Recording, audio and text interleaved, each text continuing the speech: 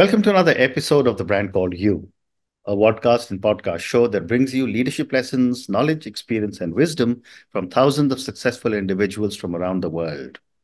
I'm your host, Ashutosh Garg, and today I'm delighted to welcome an accomplished professional from Montana, USA, Mr. Adam Callinan. Adam, welcome to the show. Thank you for having me. Excited to be here. Thank you. Adam is the founder and chief executive officer of Pentane, a profitability-focused software company with the real-time operating dashboard and efficiency toolkit. He was also the co-founder and chief executive officer at BottleKeeper, a consumer product brand that grew profitably in its first 3 years from zero to $8 million in revenue with no employees, investors, or debt. So, Adam, before we talk of Pentane and about entrepreneurship, tell me a little bit about your own journey in brief. Yeah, if we go back to the beginning, which is kind of important because it dictates how my brain works a little bit.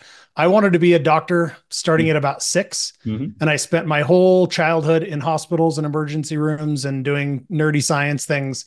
And that put me in through college where I got a very scientific and math-minded degree and decided I didn't want to be a doctor anymore. So I went into the business of medicine side, was in an orthopedic device company. We spun off a tech company that I sold out of in 2013, which then led me to BottleKeeper, which had, I'm sure we can get into, had some significantly different operational experiences than the medical device. So I learned through the journey how to do things better and better, which is what ultimately leads me to Pentane. Fantastic. So let's talk of Pentane and e-commerce now. What was the inspiration to create Pentane, and how does it address the challenges you faced at BottleKeeper? Yeah, there were a lot of things that we did really bad at BottleKeeper, and there were a number of things we did really well that dictated the ability to get to some decent scale with no employees, and then into tens of millions when we got acquired with just 4 employees. So we were really, really efficient, and a lot of that was driven by math that we had written in what became these big complex spreadsheets inside the company that we ran the business on for the 9 years we owned it. And inside these spreadsheets, the math gave us answers around how to operate profitably, how to use marketing dollars, what was working and what wasn't working, so we could see in real time how to make adjustments to the business. And excuse me, when we got acquired in 2021, I took some time off and started consulting. After I took some time off, started consulting companies that I had invested in, my wife and I had invested in, and realized quickly that even if they were growing and profitable and, for all intents and purposes, healthy businesses, and they weren't all healthy businesses, to be clear, they didn't really understand how the company made money. They knew that they had revenue and they knew that they had expenses, and revenue minus expenses equals net profit or net income at the end of the year, but they didn't understand how to use advertising dollars to change that outcome. They didn't understand how fixed expenses weighed on the business.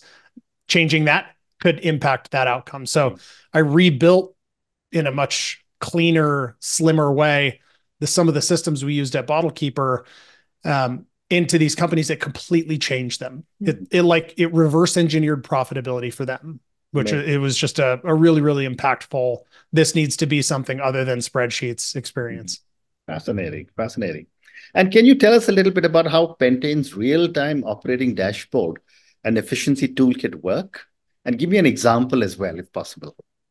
Yeah, there are 2 parts to the system. I'll start with the second that you mentioned there, the efficiency toolkit. Pentane takes in a company's P&L via their QuickBooks account, and it breaks down the expense types in their P&L and applies a bunch of math.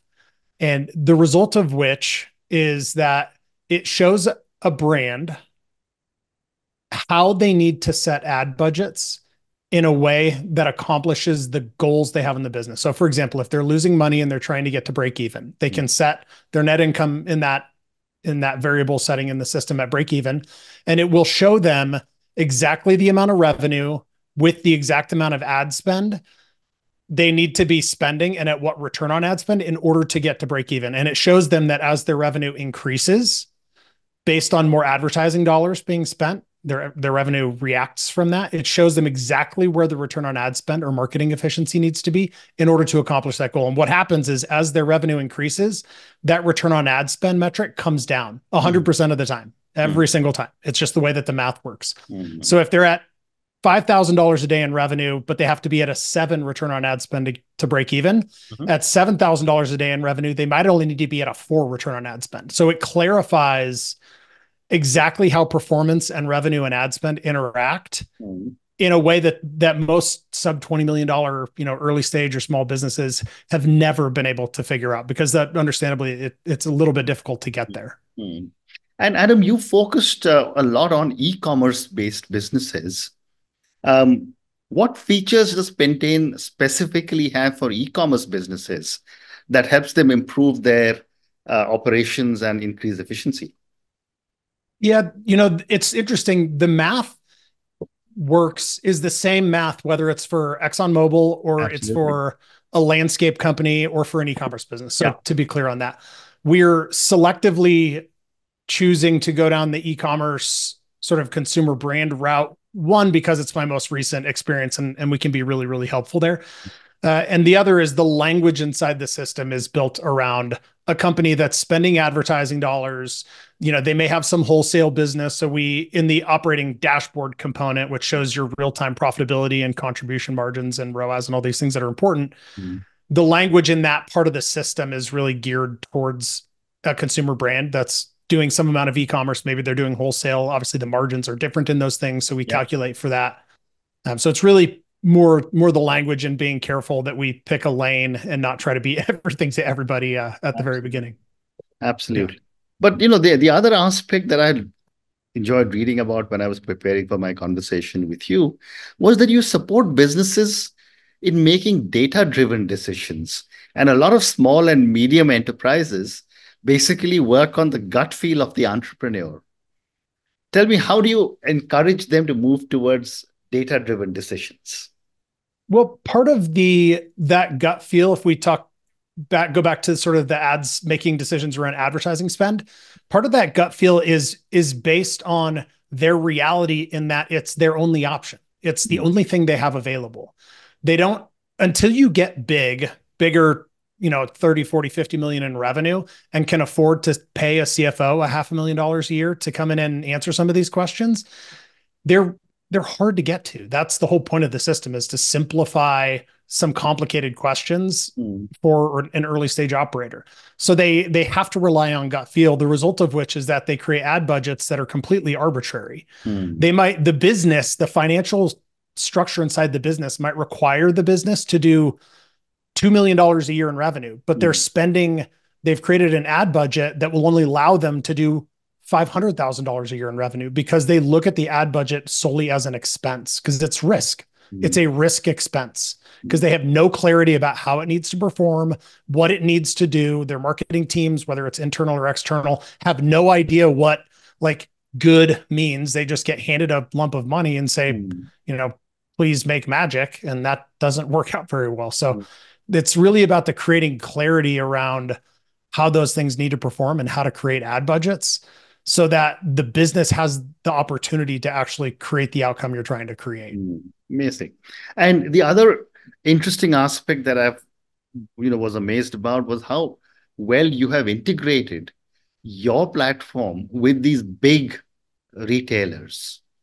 So my question is, what goes into integrating your Pentane with platforms like Shopify, Amazon, and other direct-to-consumer brands? Yeah, I mean, if we look back at BottleKeeper, we did all this stuff in spreadsheets. There were no integrations. So it was a very manual process. And when you insert humans in manual, you insert risk and errors and time consumption that's unnecessary today. Yeah. So with Pentane, the goal was always to create a system that, as the operator or head of marketing or whoever you are in the business, can go log into and see exactly what's happening while it's happening. For that to happen, you have to have a full suite of integrations. So we have API integrations with Shopify and Amazon and Meta and TikTok and, all the things that you need to have integrate and pull that data automatically into the system. But I will tell you, they are a nightmare to create. There's not like a central company that has all those Yeah. integrations you can just go plug into. It doesn't work like that. You have to have a direct relationship with, understandably, we're pulling data from the Mm. system. So Pentane has to have a direct relationship with all those companies. So we've Yeah. Yeah. individually built every single API connection, which has been Amazing. an interesting process. Amazing. And that itself in itself is a very valuable proposition that you have in Pentane.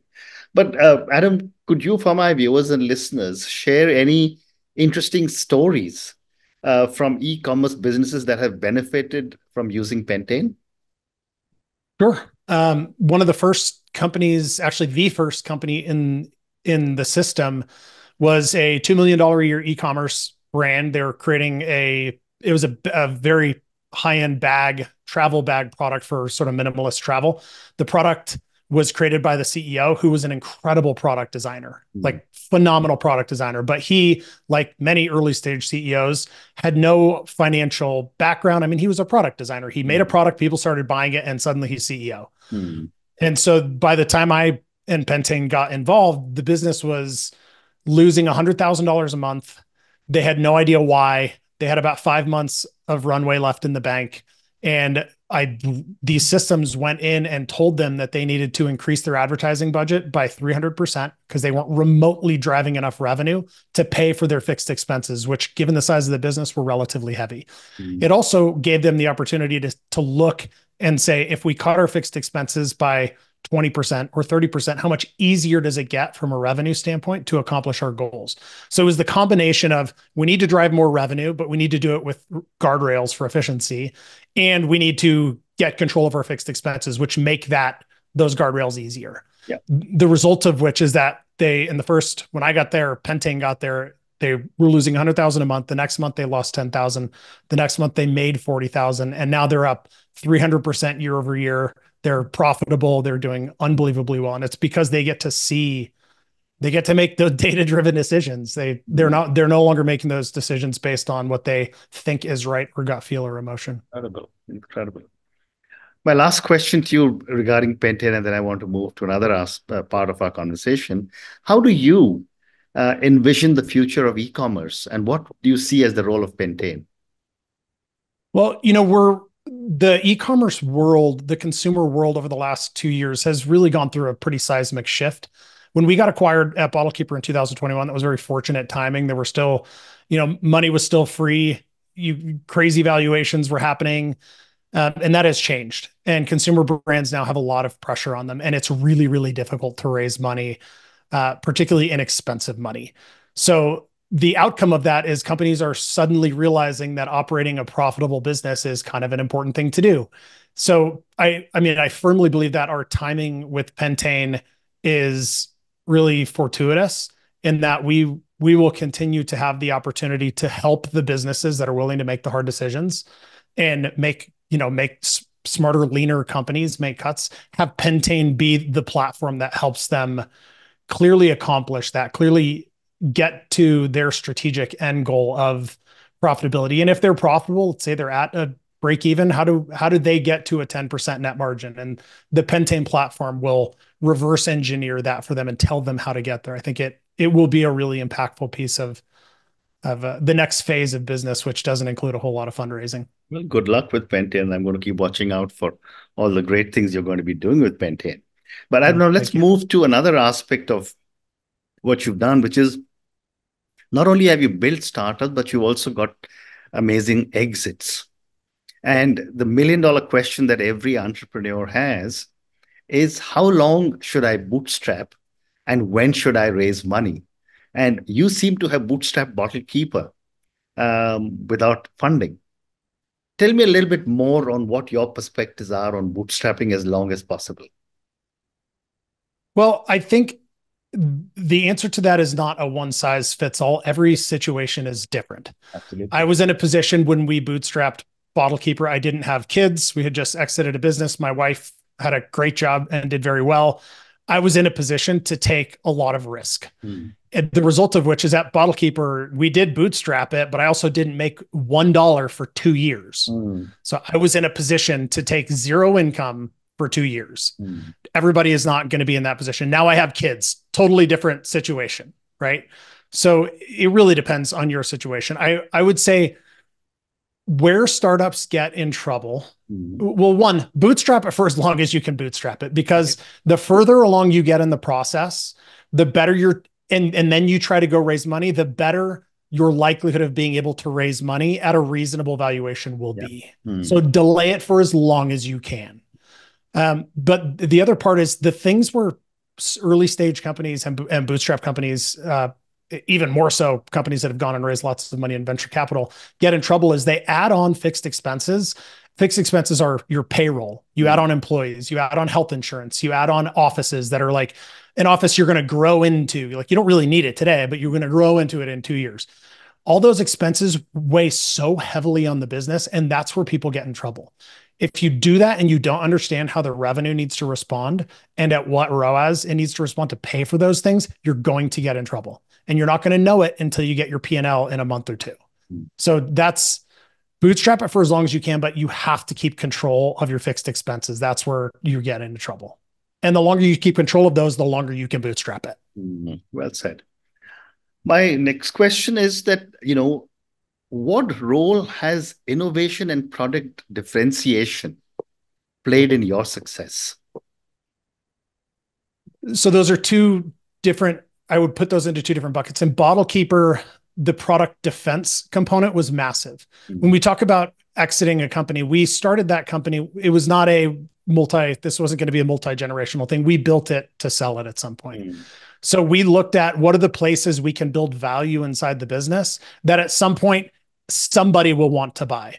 So you can do that as revenue. You can do that in intellectual property in a consumer product business. You can do that in 4 or 5 maybe more different ways that you can do that. And we focused on the profitability side. Figured if the business is profitable, someone will always want to buy it.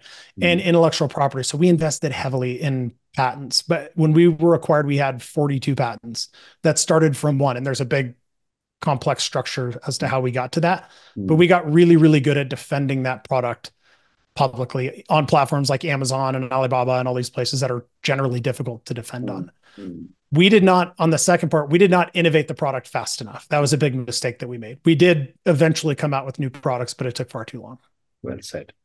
And one of the other challenges that a lot of startup entrepreneurs face is balancing growth and profitability while scaling up. How did you do this in BottleKeeper?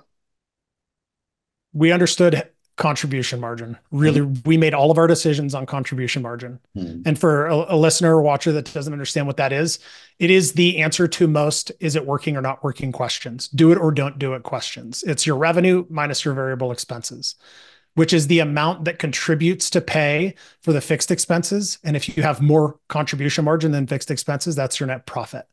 So as you're going in advertising and marketing or launching new products or launching new divisions or whatever, decisions around how that thing is contributing to pay for your fixed expenses and contributing to your net profit is the answer to the question. So we followed that meticulously and we made our decisions around maximizing contribution margin dollars. Well said. Which is something that's tracked in Pentane heavily. That's what the system is built on. Absolutely. The other thing that you mentioned a few minutes back when Pentane went and you went into the organization that you were speaking about, and how you came up with a recommendation that they need to treble their marketing expenses. My question is, how does a startup approach customer acquisition and incur marketing costs with limited resources in early stages? It's different. The answer to that has changed, right? In early 2014, 15, 16 was the early stages of paid media and acquisition. It was a lot easier than it is now. I think there has to be an organic strategy today that you leverage paid media to enhance that organic strategy as opposed to trying to build the entire business on paid media. Because the reality is it's going to continue to get harder and harder with attribution at this point basically doesn't exist. It was already hard before all the pixels started getting blocked. But again, going back, not to do a whole boatload of product plugs, but like part of the point is you have to understand how much you need to be spending and at what return on ad spend to accomplish your goal. Do not just blindly go and throw money at a marketing firm or at a bunch of paid media channels without a clear expectation of what needs to happen. Right. Like, do good is not a strategy. Hope is not a strategy. So you have to get clarity around what needs to happen in order to create your ideal outcome. And then you can make decisions around where to spend it and, whether you can or can't, or you have to make some changes in the business to accommodate that. Very interesting. I have time for two more questions for you, Adam. How important is it for bootstrapped startups to have a clear exit strategy? And what factors should they consider when planning for this? I think you can spend a lot of time and bandwidth thinking about the what if, and that can be dangerous because you have a limited amount of time and bandwidth when you're doing startups and grinding it out. I think instead focusing on building value in as many places throughout the company as you can will assure that the point at which you want to be acquired, there will be acquirers waiting and looking for that value that you have built. It's just the world is dynamic. The markets turn over every 5 years. What an acquirer may be specifically looking for now. Like 5 years ago, growth at all costs was an okay strategy. You could just build users and hemorrhage money and a company would come and buy you. Now that's not the same today. So the companies that we're building for that are still alive today have had to massively change their businesses because they can no longer operate that strategy. So I really just think it's all around value. Build as much value as you can and someone will always want to buy it. Amazing. And my last question for you, Adam, given your incredible record as a startup entrepreneur and some amazing learnings, for my viewers and listeners, what would you say are 3 lessons you would say you have picked up in your journey as a startup entrepreneur? I would say the first is that you just have to go. We all get stuck in our heads. We all try to, we overthink things. We get analysis paralysis. And the reality is you just have to start doing something. Just go and do something, whether it's you're just trying to get the thing off the ground or you're stuck in a problem and it's already moving. Just start doing something. And the things tend to reveal themselves over execution. Yeah. And then as you start to do it, and again, I'll go back to fixed expenses. The number one way companies get in trouble is because of fixed expenses. Like that's in BottleKeeper. We were very specific. We're not going to have employees. That was my guardrail. So we had to solve problems with technology. And if an opportunity came that was going to require us to hire people, we said no to it. We just said no. So then the third part to that is you have to put up guardrails. You have to have blinders on. Shiny object syndrome is a real thing. As it starts to work, you're going to have stuff coming at you all the time that looks amazing. But the reality is you have limited bandwidth. You have 100% of a pie. And if you break it up into 5 pieces, you're only committing 20% to each piece, all of which are going to fail.